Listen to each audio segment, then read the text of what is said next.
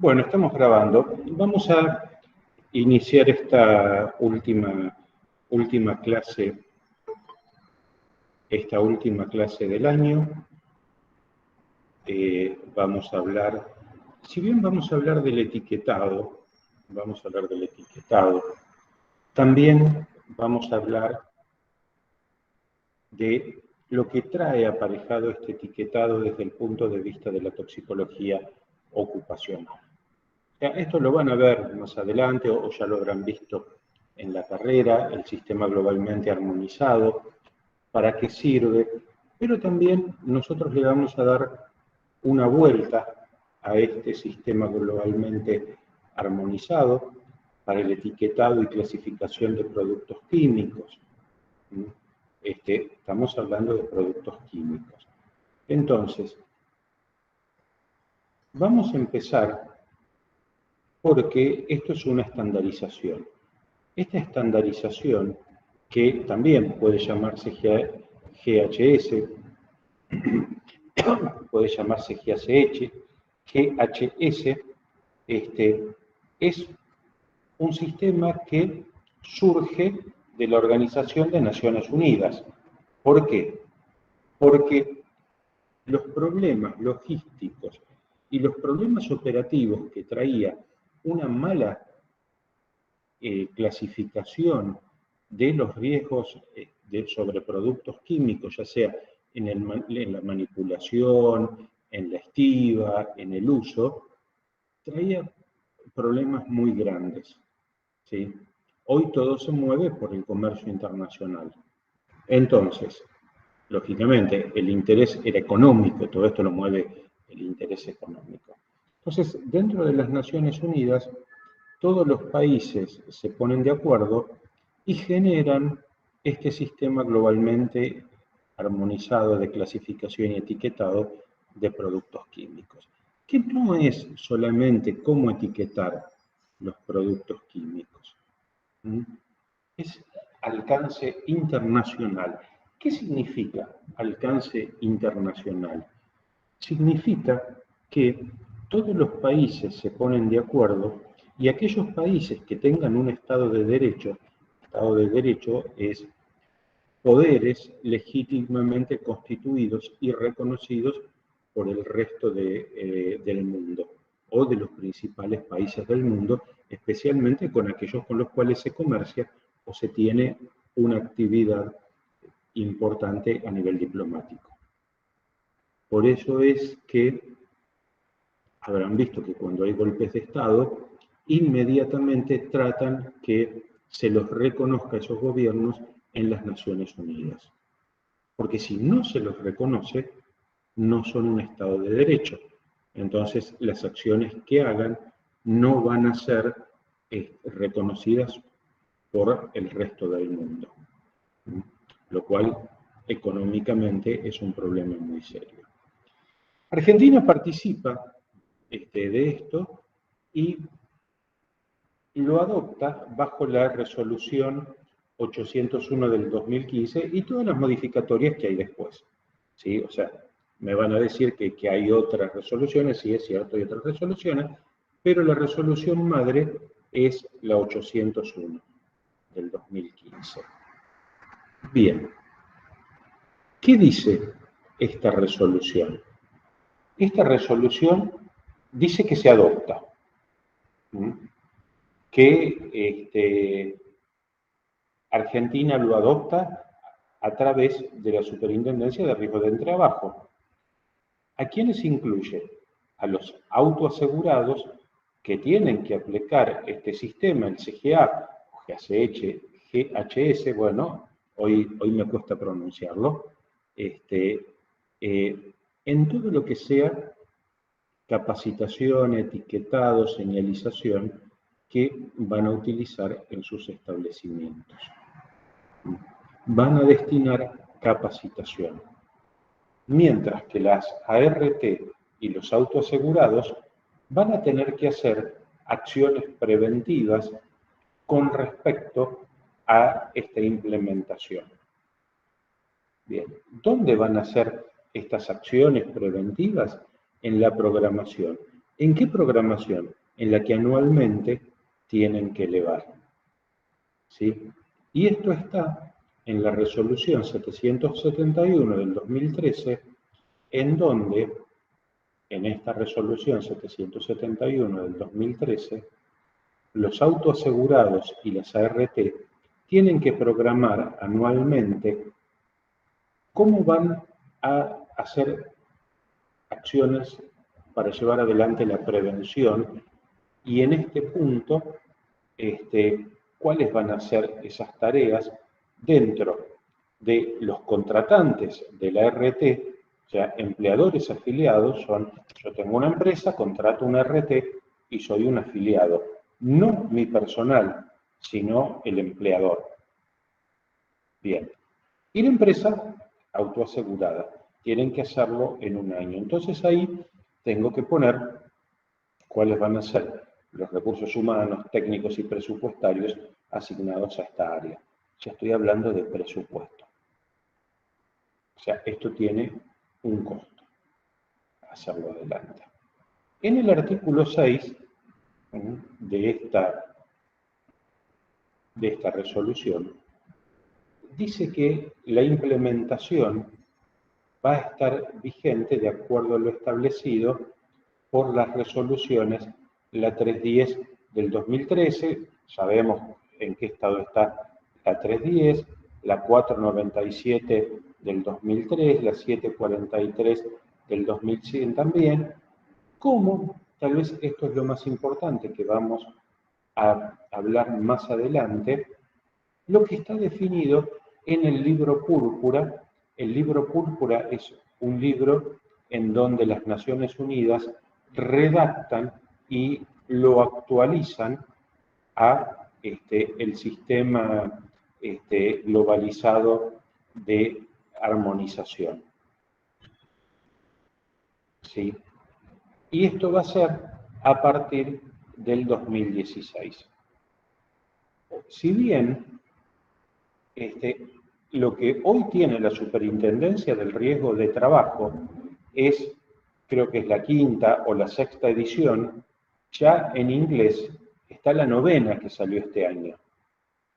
Hay una 9ª edición en inglés que ya ha sacado las Naciones Unidas. Al que le interesa puede bajarla de la página web de las Naciones Unidas. No la pueden bajar, la 8ª pueden bajar. O sea, yo estuve leyendo generalidades de la 9ª, pero no me permitió bajarla. O sea que no la tengo. La estuve chequeando, pero no la tengo. Se conoce que todavía no está aprobada por todos los miembros de las Naciones Unidas. Bueno, también habla de las mezclas que están listadas en la resolución 310, la 497 y la 743 de la 2010, y también en el mismo ítem de esta edición. ¿Sí? Entonces, comienzan a hablar que hay definiciones que adoptan para mezclas, para sustancias, y que están incluidas en este sistema. Este sistema que va a incorporar las nuevas revisiones a partir de junio, del 1 de junio del 2017. Bien. La resolución 81 del 2019 pone en vigencia que el artículo 4 y 10 empieza a funcionar en el 2019 y el resto de los artículos a partir del 20. ¿Por qué? Porque hay que tomarse un tiempo para poder hacer la implementación. No es decir, lo hago y punto. Hay que hacer un trabajo previo. Sobre todo, los riesgos del trabajo, los registros de sustancias y agentes cancerígenos, el listado para informar la presencia de estos agentes, cómo se aprueba, cómo van a estar los empleadores y cómo va a ser la inscripción de acuerdo a la resolución 463 del 2009 y 3327 del 14 más las modificatorias. Y también cuál va a ser la derogación de algunas de estas resoluciones. Ahora bien, derogando estas parcial y totalmente las resoluciones, lo que establece esta resolución es que se crea el sistema de vigilancia y control de sustancias y agentes cancerígenos. Se aprueba el listado que está en el anexo 1, que es el que ustedes conocen. Se aprueba el procedimiento para informar la presencia de sustancias y agentes cancerígenos y el listado de agentes de riesgo. ¿Por qué esto? Porque ya lo tenían que adaptar al control que les exigían las Naciones Unidas. Entonces, en el artículo 10 habla que se tienen que modificar el listado de sustancias y agentes cancerígenos, ¿sí? Acorde al anexo 1. En el artículo 11 establece que los empleadores, fíjense, esto es interesante porque esto es importante y si está tan subrayado es porque le voy a dar mucha importancia, que los empleadores deberán conservar las historias clínicas de los trabajadores potencialmente expuestos a las sustancias y agentes previstos en el anexo 1 de esta resolución por 40 años luego del cese de la actividad laboral. 40 años luego del cese de la actividad laboral. ¿Y si la empresa se funde al medio? No importa, lo tienen que mantener y eso decide el juez que maneja la quiebra, quién va a ser el que conserve esos registros y también puede ser el juzgado. Si la quiebra termina en manos de otra empresa que compra la quiebra, lógicamente el juzgado va a decir que se tiene que hacer cargo también de esos archivos. Aunque se vaya del país. A ver, alguien siempre tiene que ser un referente en eso. Bueno, acá estamos viendo el anexo 1. Algo ya lo habíamos visto. A ver, perdón, contesto la pregunta de mejor forma. Una quiebra no es que una empresa cierra y se va del país, sino que hay un juicio por quiebra que plantean los acreedores. Entonces, eso lo pasa a manejar un juzgado. Si se van del país y retiran los activos de esa empresa, se transforma en un vaciamiento que es una figura penalmente reprochable. Figura penalmente reprochable significa que lo puedo mandar preso. Ahora, si se van del país, es una fuga. Y si es una fuga, es un delito económico penal que se puede dar aviso a la Interpol para librar una captura internacional si es que la gravedad así lo requiriera. Está bien, pero al margen... No, profe, disculpe, perdón, Silvia. Yo lo que le planteaba era porque hay muchas empresas que se mudaron a otros países con otro nombre y, o sea, los documentos, los archivos quedan guardados acá en algún lugar, digamos. Claro. A ver, esto pasa a veces con las empresas prepagas, las empresas de medicina prepaga. Algunas les va mal, entonces una más grande las adquiere, pero la adquiere con todos los activos y con todos los pasivos, más con todas las obligaciones que eso implica. Y las obligaciones es sostener lo que marca la ley. Entonces, las historias clínicas, los tratamientos que ya están y los antecedentes quedan registrados y pasan a la empresa adquirente. Esto es lo que ocurre. Ah, ok. Ahora sí entiendo. Gracias. No, está bien. Vale la pregunta, es muy buena. Profe, Sí. disculpe, ¿no? Pero bueno, hay algo que ahí me queda y no entiendo el por qué. Pero, ¿por qué 40 años después? ¿En relación a qué? A todo lo que han visto en la primera etapa de la cruzada, que tiene que ver con la evolución del cáncer. Algún residuo. El cáncer, ¿cómo, perdón? Que Pensé puede me ser que se le despierte alguna enfermedad posterior y sea a consecuencia de eso. Claro, vamos a aprovechar para dar la bienvenida a otros compañeros. Justamente una de las cosas que ocurre es que es lo que se llama efecto estocástico. Nosotros sabemos que el cáncer, que ciertos agentes producen cáncer.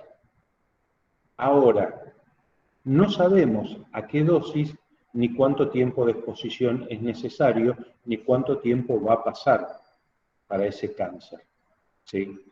Entonces, es por eso que se constituye este anexo 1 respecto al listado de sustancias y agentes cancerígenos, que tiene un código ESOP que es de denuncia obligatoria para las empresas que lo tienen que trabajar con la aseguradora de riesgos de trabajo o lo tienen que presentarse en el caso de ser autoasegurados, y la manipulación de estos compuestos puede generar cáncer. Entonces, ¿se acuerdan que todos los que empezaban con 40 están hablando de sustancias químicas, de riesgos químicos? Mientras que los que empiezan con 60 estamos hablando de riesgos biológicos y los 90 riesgos físicos.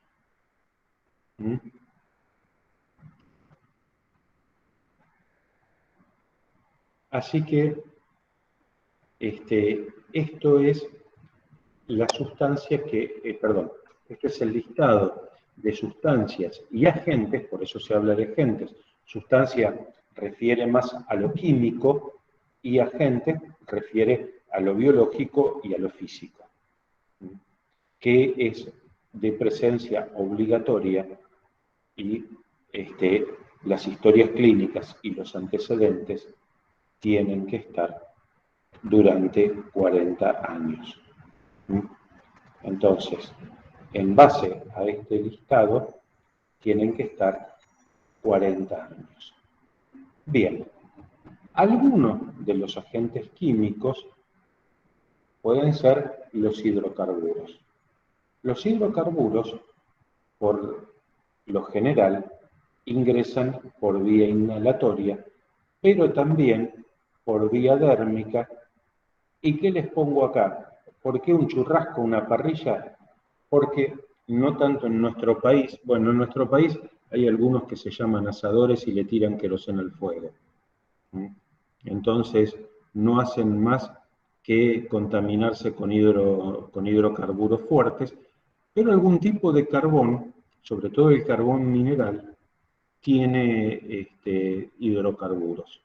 Entonces, de acuerdo, con esto no digo que el asado provoque cáncer, ni mucho menos, pero sí es una de las cosas que se ve en el exterior. Pero, básicamente, por el ambiente o por algunos hábitos no sanitarios, se puede ingerir, ¿sí? Se puede inhalar hidrocarburos. La vía térmica es la vía de contacto, el contacto que pueden tener con cualquier hidrocarburo. La vía digestiva es más rara, por lo general es accidental o es algún trastorno psiquiátrico por el cual consumen hidrocarburos. Les puedo asegurar que la ingestión oral de hidrocarburos es complicadísima. Sobre todo los hidrocarburos refinados como las naftas. Recuerdo a veces en las guardias que venían alcohólicos en los últimos estadios que tomaban nafta. Entonces es un problema enorme porque había que hacerle un lavaje de estómago con todo lo que eso significa. Porque el lavaje, a ver, ponerle una sonda a un alcohólico en su último estadio, una sonda que le vaya de la nariz al estómago, les puedo asegurar que hay que hacer mucha gimnasia y tienen que ser varias personas para poder hacerlo. Es muy, muy complejo, porque el hidrocarburo refinado es cáustico tanto de ida como de vuelta. Entonces, si yo le provoco el vómito, quema, entre comillas, para decirlo en un término muy poco académico, quema al ingreso y quema al egreso. Entonces, el esófago, que tiene una mucosa muy sensible, lo cambia por fibrina, achica la luz del esófago y después no puede digerir absolutamente nada.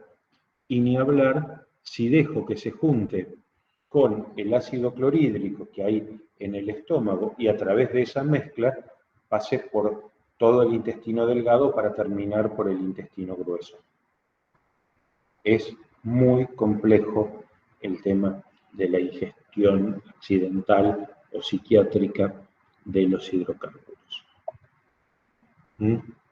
Esto señala, no les voy a volver a hablar en ruso, como han señalado en varias oportunidades, pero sí tiene mecanismos de acción, por lo cual genera mutagénesis, o sea, genera alteraciones en el ADN celular, y fíjense que el metabolismo se da en el retículo endoplasmático, donde hay ribosomas y hay receptores específicos para los hidrocarburos. Hay bacterias que esto lo tienen muy desarrollado, dentro, que son bacterias extremófilas, que a veces, esto es un estudio que hicieron un grupo de investigadores cuando yo era director en la Antártida, que encontraron bacterias que literalmente se comen los hidrocarburos, ¿sí? Que todo este sistema lo tienen mucho más desarrollado, que no producen mutagénesis, que degradan, comer no es la forma académica de decirlo, degradan porque metabolizan los hidrocarburos y provocan una bioremediación del ambiente, como nota de color. Ahora bien, cuando hay una intoxicación por hidrocarburos, hay tres tipos de manifestaciones. Y todo eso es por la clínica. La clínica, ¿qué es? Lo que me dice el paciente. El paciente me lo puede decir en forma verbal o a través de su estado físico o la revisación que yo haga. ¿Sí? Entonces, básicamente altera el mecanismo del sensorio. ¿Sí? No tiene el mismo estado de lucidez que puede tener en otros momentos. Entonces, astenia física es desgano. Fatiga psíquica es la incapacidad de poder concentrarse y poder razonar más allá de lo que tiene que razonar. Se deprime, puede tener respuestas afectivas exageradas, a veces algunas se llaman delirios celotípicos, que son la de los alcohólicos. Los alcohólicos muchas veces tienden a lo que algunos definen como querer de más, ser demasiado obsesivo. Entonces empiezan a pensar que las parejas la van a traicionar y genera hasta crímenes pasionales, el alcoholismo. Y tiene un retardo en el tiempo de reacción, o sea que produce movimientos y reacciones más lentas que de costumbre. ¿Por qué?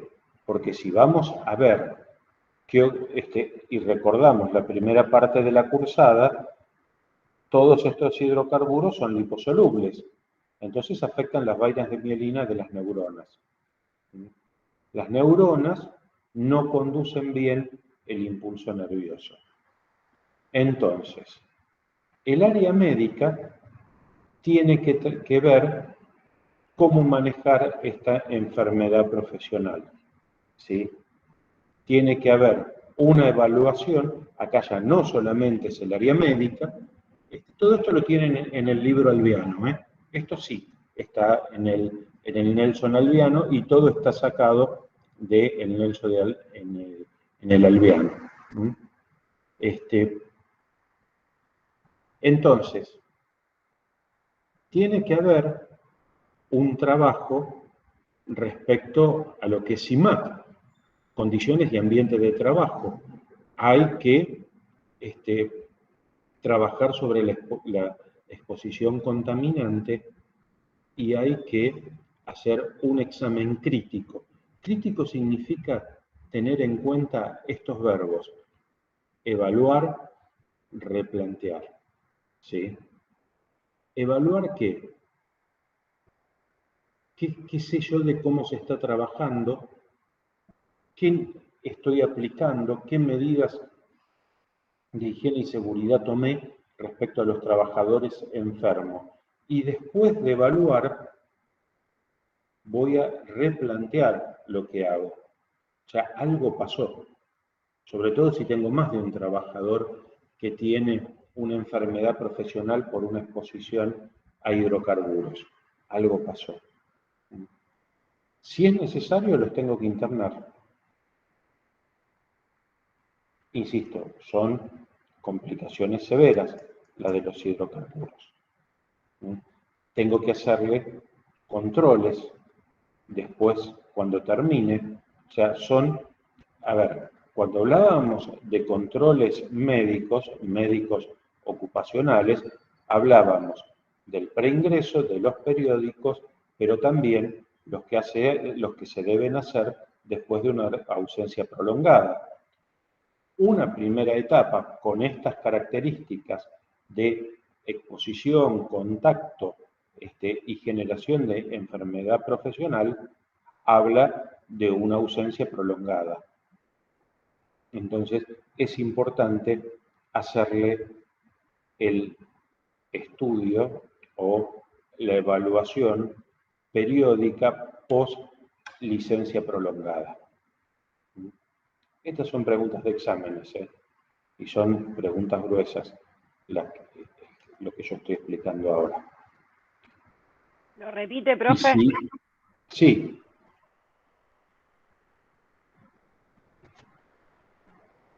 Sí, escucho. Bueno. Y si repite lo que dijo, que es pregunta de examen. Ajá, ahora los desperté. Bien. No, yo participo. Ya sé, no te veo, pero estoy hablando para el resto, para todos, no para una sola persona. Lo que dije es que una parte importante de la higiene y seguridad en el trabajo son los exámenes médico-ocupacionales. Los exámenes médico-ocupacionales son el preingreso, donde se abre la historia clínica madre, sobre la cual va a versar todo lo que vayamos haciendo para cuidar y hacer un seguimiento por la vigilancia de la salud de los trabajadores en donde yo esté trabajando. Exámenes periódicos, que son aquellos que van a ser mensurados, o sea, van a estar evaluados de acuerdo al tiempo que me marque cada riesgo a los cuales están expuestos. Y por otra parte, aquellos exámenes que tengo que hacer cuando vienen de una ausencia prolongada, como es este caso, la exposición a hidrocarburos. La exposición a hidrocarburos es una de las causas importantes para poder hacer esta evaluación en esta primera etapa. Profe, una consulta. Cuando en el caso de que haya alguna desvinculación, ¿hay un examen que también se le hace como salida a ese empleado? Debería hacerse, pero es difícil que se haga. Por lo general, es el empleado el que se niega a hacerlo. Claro, por una cuestión que después también se puede agarrar de ahí. No, más que nada, a ver, de acuerdo a la experiencia que tengo, más que nada es a que me quiero ir y quiero terminar con esto y no voy a andar perdiendo tiempo en hacerme un examen. Salvo que se vaya enfermo, pero si se va enfermo, el empleador hace constar en la historia clínica que rechazó la oportunidad de hacerse el estudio. Entonces, si yo sé que es un trabajador que renuncia para ir, renuncia en una central nuclear para ir a trabajar en su domicilio, y yo le voy a hacer un examen porque estuvo expuesto a radiaciones ionizantes. Ahora, si él se niega, le mando una carta documento, no intimando, pero sí informándole que debe completar los exámenes médicos ocupacionales. Entonces ya ahí no sería algo donde tenga para agarrarse. La mayor parte no quieren hacerse estudios. Ah, O sea, perfecto. Sin embargo, yo entiendo como que es el beneficio en ese caso, cuando el empleado se va de la organización, el beneficio de hacer los estudios es más bien para el empleador, para que se quede tranquilo de que el día de mañana ese empleado no va a venir a decirle, mira, yo me agarré, no sé, tal cosa, trabajando para vos, o algo así. a ver, yo conociendo por qué la Organización Internacional del Trabajo establece este tipo, porque esto viene de un acuerdo internacional, es por la salud de los trabajadores y trabajadoras. O sea, que son los beneficiarios, los grandes beneficiarios de este punto. Claro, bueno, en ese caso también, que se vayan tranquilos de que, en el caso de que por suerte no tengan ninguna afección, que se vayan tranquilos también. Yo creo que es ganancia. A mí me sirve como empleador porque me quedo tranquilo que los empleados que trabajaron conmigo se van bien. Y por otra parte, le sirve al empleado saber que si tiene, estamos hablando de enfermedades profesionales graves, ¿no? Sin llegar a la muerte, que es lo más grave, pero una enfermedad pulmonar obstructiva crónica no tratada, te la debo esa. O sea, es complicado. Entonces, yo preferiría enterarme de algo incipiente para poder tratarlo y poder establecer un control. Y si no lo puedo solucionar, tener la mejor calidad de vida por el resto de los años que me queden. Entonces, es así. Pero bueno, son puntos. Nosotros cuando hacíamos campañas antárticas, a la vuelta de una campaña antártica se le hacía un estudio periódico, después de haber estado un año en la Antártida. Y la gran cantidad lo hacía. La gran cantidad de gente lo hacía. Con lo cual estábamos muy contentos de tener evaluaciones médico-psicológicas antes y después de las internadas. Profe. Bueno, hay una segunda etapa en esto que son ya manifestaciones clínicas donde la depresión y la irritabilidad de la persona se hacen más fuertes, donde empieza ya a haber manifestaciones no solamente psíquicas, sino también corporales, fisiológicas, pero, insisto, como bien sabemos que es liposoluble y atraviesa la barrera hematoencefálica, aquella que vimos en la primera etapa de la cursada, provoca trastornos neuróticos y psicóticos en la personalidad. Empieza ya a tener problemas psicomotrices, ¿no? O sea, a no calcular dónde está, y ya el electroencefalograma le empieza a dar con patologías. Entonces, siempre hay que proceder de acuerdo a la normativa de enfermedades profesionales. Siempre hay que evaluar el ámbito, siempre CIMAT, y siempre hay que evaluar críticamente el lugar de trabajo. Ahora bien, acá viene la reinserción. ¿Sí? Acá hablamos de reinserción y tenemos que evaluarlo, y evaluarlo realmente muy bien, con controles trimestrales. Segunda etapa, controles trimestrales. En la primera quedaba un poco librado a la voluntad y a la gravedad del hecho. Acá ya sugieren un control trimestral. Ahora, esta sugerencia viene casi como una obligación. O sea, cuando en una ley o en una norma ponen se sugiere, y yo la cumpliría. Yo la cumpliría. ¿Por qué? Porque si veo que está evolucionando mal, no lo voy a dejar que siga estando expuesto al riesgo. Por eso voy a decidir si lo saco o lo dejo. La tercera etapa ya tiene atrofia cortical, atrofia cerebral.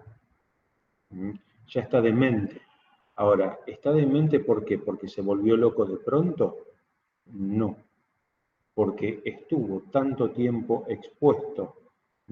No pudo evitarse ni la primera ni la segunda etapa. Esto ya es una catástrofe a nivel de higiene y seguridad, que algún trabajador o trabajadora llegue a una atrofia cortical o demencial por exposición a hidrocarburos. Bien, es, insisto, catástrofe, ¿no? Entonces, hay que actuar con la normativa, hay que revisar y evaluar, o sea, CIMAT, se tiene que intervenir desde CIMAT, y directamente ya no puede trabajar más frente a ese riesgo, pero ya con estos síntomas, con estas manifestaciones, olvídense que pueda trabajar siquiera. Olvídense que pueda trabajar. Bien, ahora bien, uno de los hidrocarburos es el benceno. Entonces acá ya estamos hablando de hidrocarburos puntuales. Hablamos de los hidrocarburos en general, ¿sí? Bueno, tenemos la concentración máxima, tenemos la dosis ambiental, y tenemos también, o sea, la carga ambiental, se me fue la palabra, perdón, y también tenemos cuánto es la tolerancia por jornada laboral que tenemos, ¿sí? Bien, ¿qué características tiene? A ver, todo esto obviamente que es CIMAT, lo tenemos que medir, ¿sí? Vamos a ver en dónde se usa el benceno, vamos a ver cuál es la toxicidad del benceno. Todo esto está en el alveano, la intoxicación aguda, el depresor del sistema nervioso central. El benceno es mucho más volátil, por eso lo puse. El benceno es mucho más volátil, que aparte de todo lo que causa a nivel del sistema nervioso central, como es volátil, llega rápido a todos lados, es muy liposoluble, ¿sí? Y produce aplasia medular y leucemia, y es un carcinógeno para el ser humano. Se necesita a los trabajadores y trabajadoras expuestas exámenes periódicos semestrales, ¿sí? Lo mismo que la vigilancia de la salud tiene que ser semestral. ¿Y qué le vamos a pedir? Hemograma y recuento de plaquetas por la aplasia celular. Un estudio específico que es el ácido T-mucónico, que esto es en la orina. Esto habla de un índice biológico de exposición. Se le pide también el ácido fenilmercaptopúrico, hoy estoy mal, el ácido fenilmercaptopúrico en orina. Aparte, el médico del trabajo tiene que examinar la piel, tocarle los ganglios.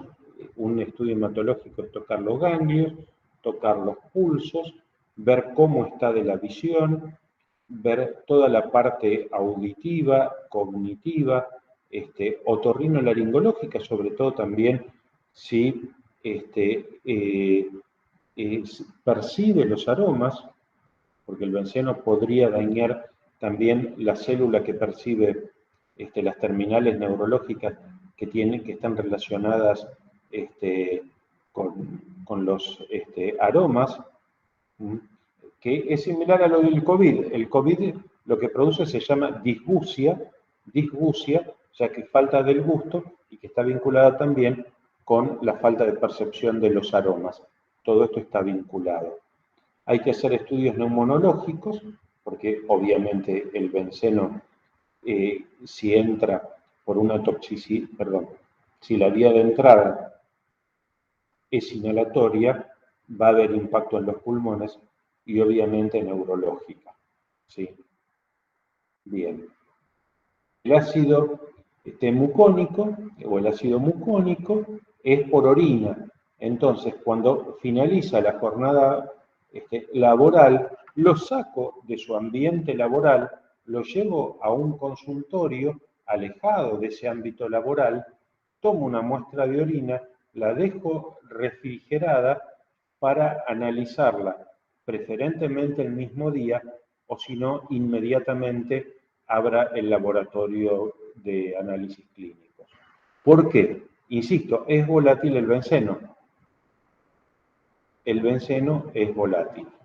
Entonces, cuanto más guarde la muestra, menos toxicidad, o puedo llegar a encontrar un rastro mínimo, pero no me va a reflejar lo que estoy buscando.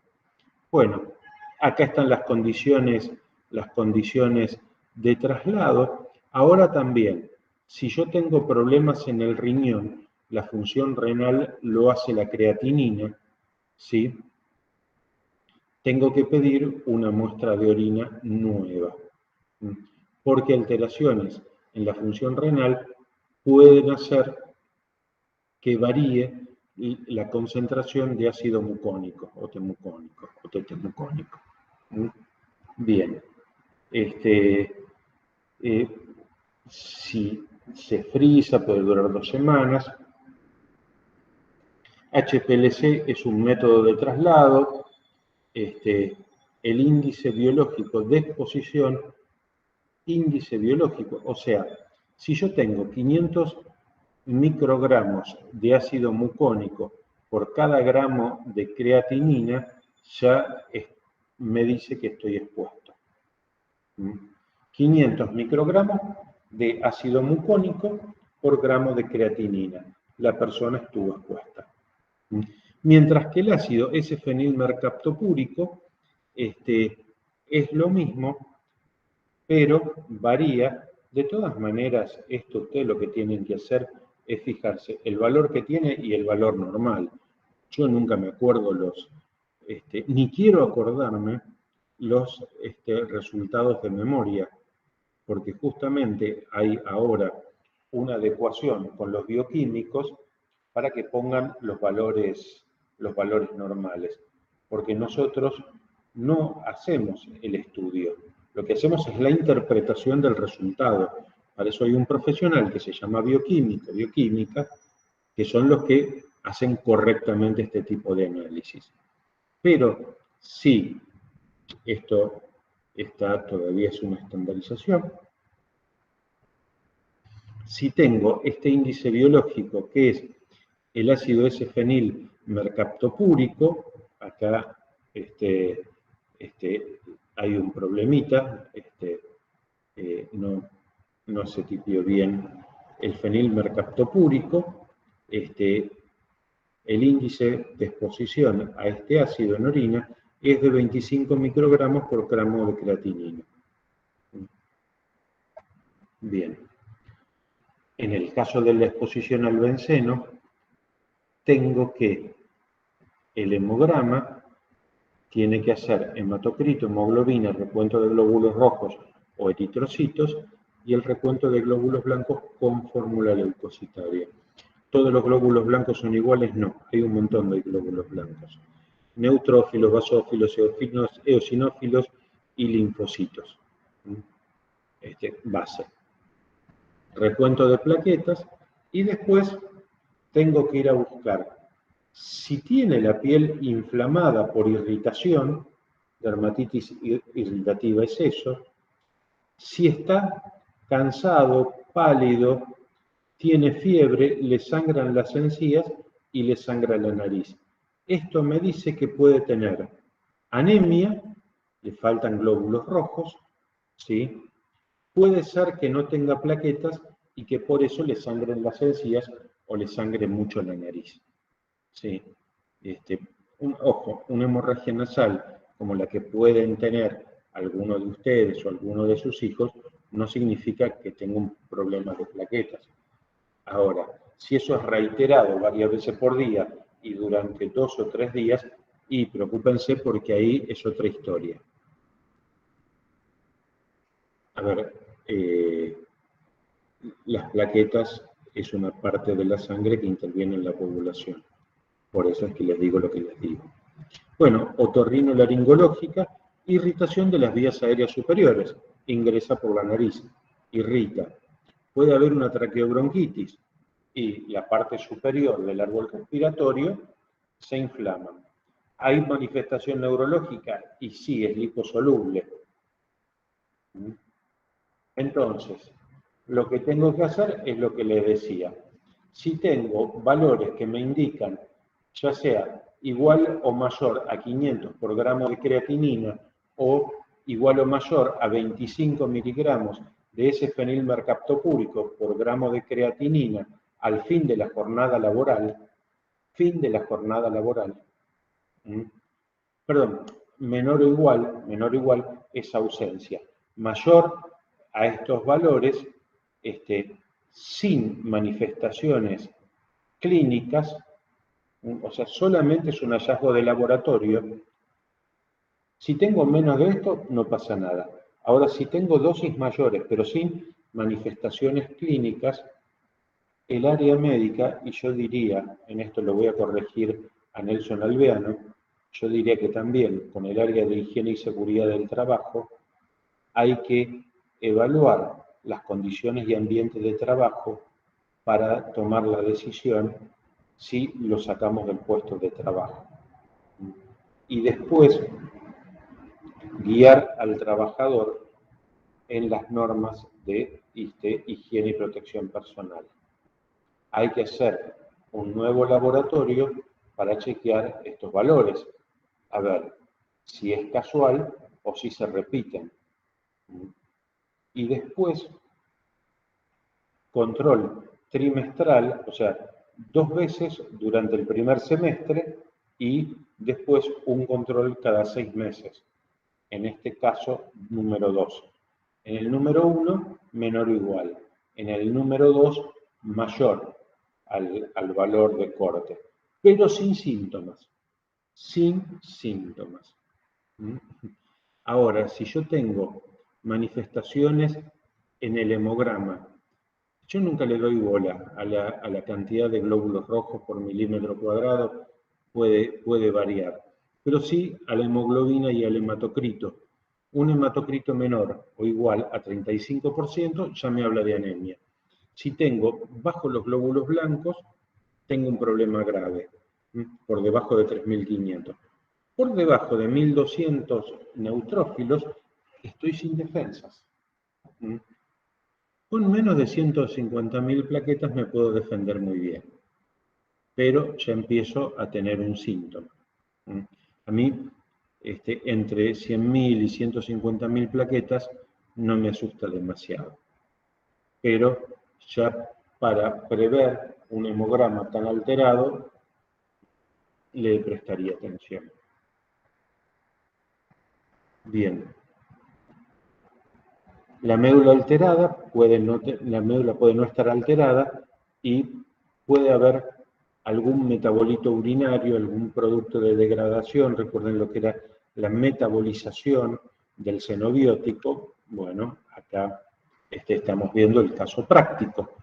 Entonces, tenemos que volver a evaluar la normativa de enfermedad profesional, ver qué tratamiento le damos, cómo hacemos la CIMAT, la vigilancia, y cómo chequeamos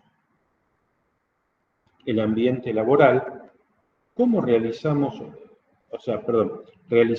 nuevos controles clínicos y laboratorios hasta ver que realmente ya estuviera bien, y una vuelta que está bien, se le hace una evaluación para ver si recalifica para el puesto de trabajo o tiene que dejar el control semestral. Cuando regresa, ya está bien, primer semestre, cada dos visitas, y después exámenes periódicos cada 6 meses. Ahora bien, si yo tengo todo mal, alteraciones del hemograma, con compromiso de la médula ósea, acá ya tiene que haber un tratamiento, tiene que haber un fuerte control del lugar de trabajo y evaluar muy bien si lo dejo recalificar o lo cambio de área. ¿Sí? Ese es el caso del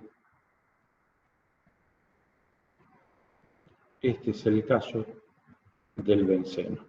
Pero ahora bien,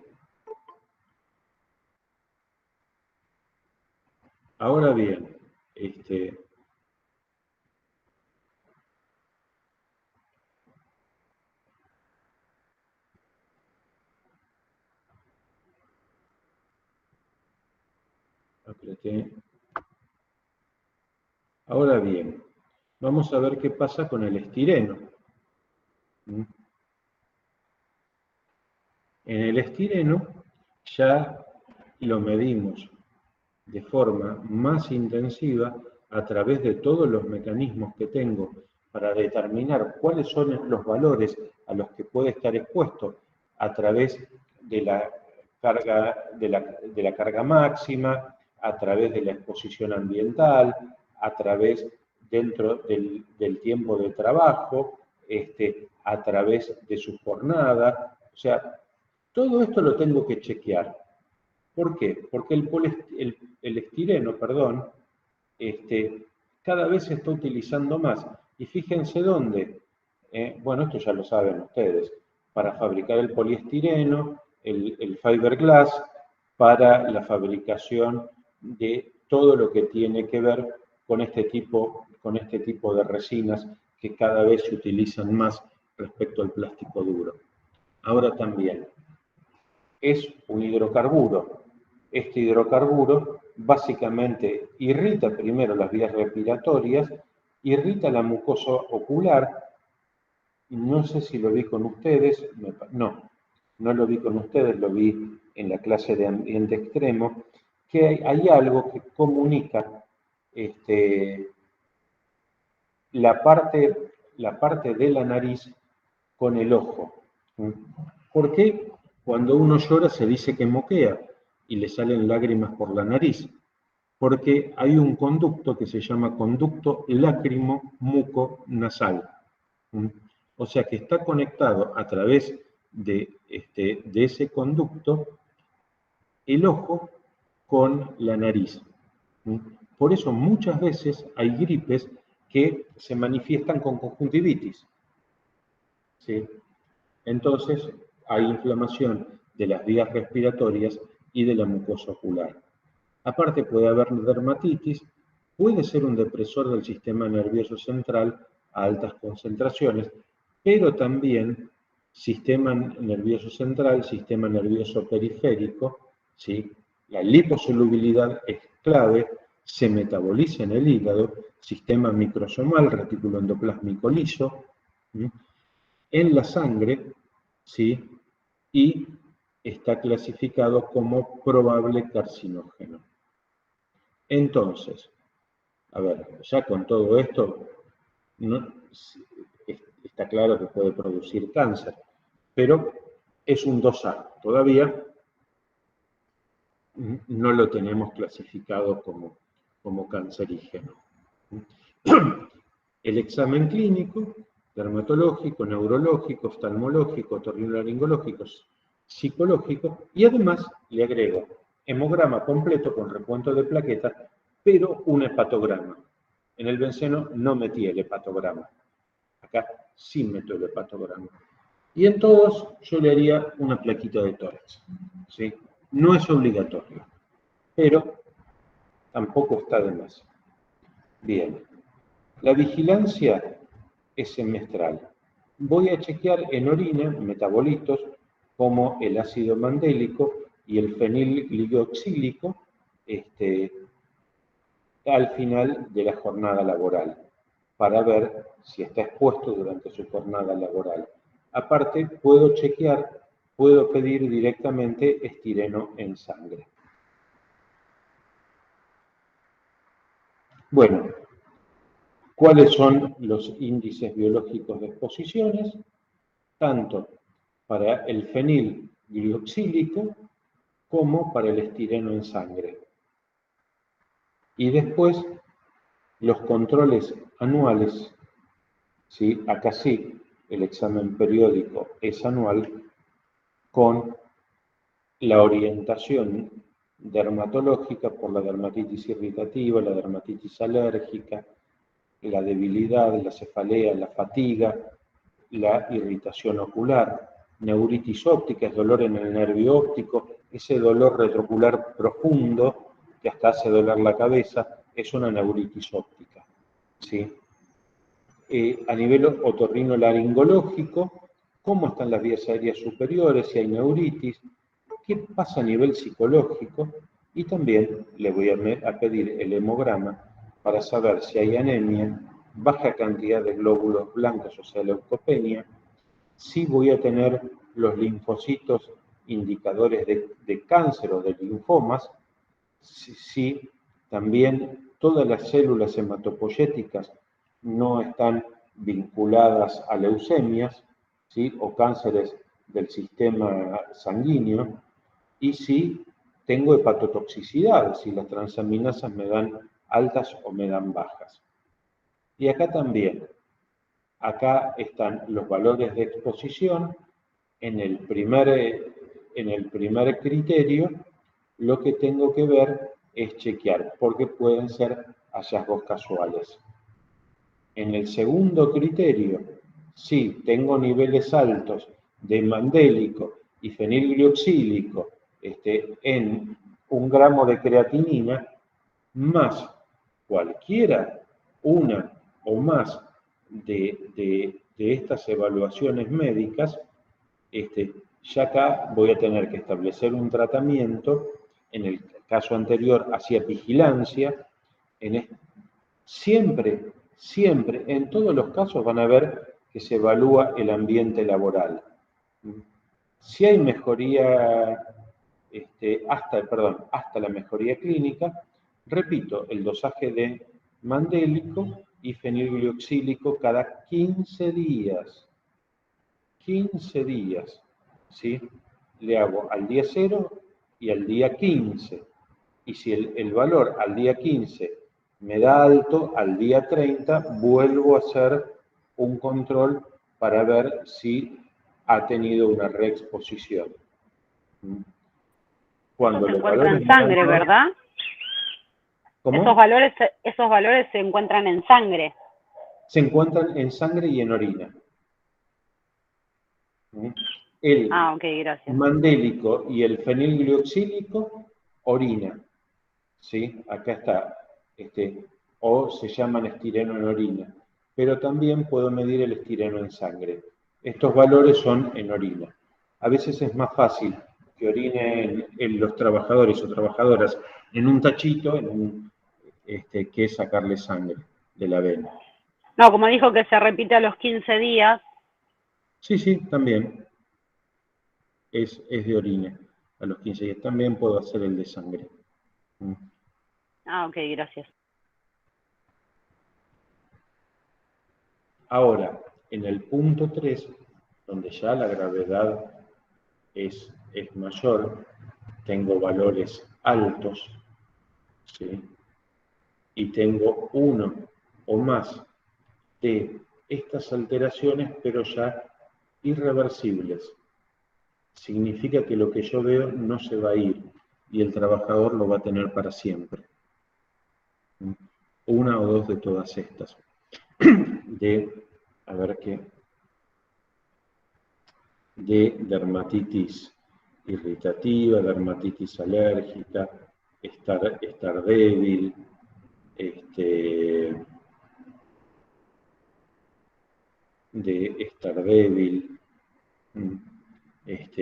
de tener neuritis auditiva, vías aéreas superiores, neuritis óptica, o sea, vean que es complicado, y esto está hablando que es permanente. Bueno, tengo que respetar. A ver, ¿esto por qué repite tanto paso por paso? Porque esto es un manual de procedimientos que hay por cada uno de los tóxicos o de las sustancias químicas que estamos viendo. Manual de procedimientos significa qué hacer en cada uno de los pasos. ¿Sí? Recuerden que lo estamos viendo dentro de un sistema globalmente armonizado para la clasificación por etiquetado de sustancias químicas o sustancias potencialmente peligrosas. Entonces, como esto es una guía, siempre va a describir de la misma forma, para que no haya errores. Para que no haya errores cuando ustedes miren.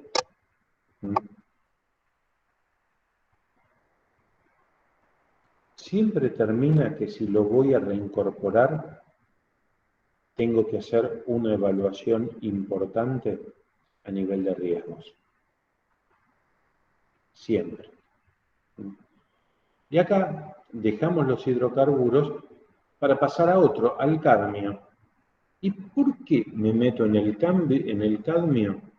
Porque empieza a utilizarse mucho en células solares, además de pinturas, además de plástico, además de aleaciones. Acá también tengo que medir muy bien los tipos de exposición y las cantidades máximas que voy a tener, ya sea en la jornada laboral, ya sea a nivel ambiental o a nivel de exposición diaria. Exposición diaria no significa laboral, ¿sí? La exposición diaria significa lo que puedo traer desde mi casa y lo que tengo en el trabajo. Bien, la toxicidad. La toxicidad es respiratoria, renal, trastornos óseos y hipertensión. Pero fíjense, es por inhalación, cuadro pseudogripal, tos, disnea, respiración agitada y cianosis, se pone azul. Tos, disnea y cianosis, el de cadmio, se pone azul. Es cancerígeno. Pero que aparece próstata del hombre. hay una vinculación con el cáncer de próstata y también con el cáncer de pulmón. Bien. ¿Cómo lo tengo que vigilar? ¿Qué vigilancia tengo que hacer? Medirle si hay proteínas en orina. Esto se hace todo, la proteína total, la albúmina, los transportadores de retinol. Y anualmente los exámenes clínicos. Otorrinolaringológico, neumonológico, traumatológico, urológico. Acá sí le agrego la espirometría y la radiografía de tórax por obligación, ¿sí? Fíjense, respiratoria, y cada 2 años una radiografía ósea, a ver si tengo algún problema en los huesos. También puedo medir cadmio en orina y cadmio en sangre. ¿Sí? Bien. Se puede determinar en orina, acá tienen el método en orina, menor a 5 microgramos por gramo de creatinina, el valor es muy bajo. Puedo determinarlo en sangre, ¿sí? El índice biológico es hasta 5 microgramos de cadmio por litro de sangre. ¿Sí? Y esto es de la Asociación de Bioquímicos de Norteamérica, que permite hacer un control estandarizado. Bien. Si están expuestos al cadmio semestralmente le voy a hacer una determinación de proteinuria. Sí, voy a medir las proteínas totales, la albúmina en orina, proteínas de bajo peso molecular, proteínas como la beta-2 microglobulina. Exámenes clínicos, otorrinolaringológico por la rinitis y la disminución del olfato, de respiratorio por la bronquitis, porque puedo tener enfisema o cáncer de pulmón, osteomalacia, que es problemas en la calcificación y reconversión del calcio de los huesos, y el cáncer de próstata. ¿Sí? Y hago una espirometría para chequear que no tenga una EPOC, una enfermedad pulmonar obstructiva crónica o una obstructiva inicial. Y pido una placa de tórax para evaluar un cáncer de pulmón. Bien. Hay distintas conductas, evaluación del ambiente laboral, educación de higiene y protección personal. Siempre los trabajadores, sobre todo a los expuestos a sustancias cancerígenas, hay que decirles, che, ponete las pilas y respetá las normas. Y si no las conoces, yo te digo cuáles son. El cadmio en sangre, cuando ya hay una dosis menor, pero tengo alguna manifestación de la enfermedad. Entonces, repito los dosajes cada 15 días. ¿Sí? Y de estar el valor alto cada 15 días hasta que baje el valor o hasta que decidamos qué hacer porque hay un problema serio. ¿Sí? Que hay que cambiarlo de casa, hay que cambiarlo del lugar de trabajo al trabajador. Bueno, acá también, ¿sí? Si tiene proteinuria, hay que seguirlo cada 15 días, chequear bien la patología. Si tiene los mismos valores altos de cadmio en sangre o cadmio en orina, pero ya hay imágenes radiográficas con lesiones óseas, lesiones en los huesos, bueno, ahí ya hay que replantear todo lo que tenemos porque los trabajadores están expuestos y están expuestos gravemente al cadmio. Acá ya no hay muchas cosas por buscar. Sabemos lo que está pasando y hay que solucionarlo. Y hay que ver cómo evoluciona para ver si lo reinsertamos, lo cambiamos de puesto de trabajo o lo jubilamos por invalidez. Sí, esto es importante. Ahora bien, si el antígeno prostático, que es un marcador del cáncer de próstata, está aumentado, o tengo imágenes radiológicas que sospeché, o cáncer en el pulmón por metástasis, o problema de cáncer de próstata, tengo que ver cómo cambio la evaluación, cómo hago el tratamiento de esta persona y cómo lo preparo para una vida donde ya tenga problemas serios de trabajo y no pueda trabajar en el mismo puesto de trabajo, sino en algún otro que le asignemos, para que no me desarrolle un cáncer y de ahí no se vuelva. Esto es lo que tengo que hacer cuando hay un antígeno prostático aumentado. Bien, acá terminamos esta primer parte de lo que son las sustancias cancerígenas.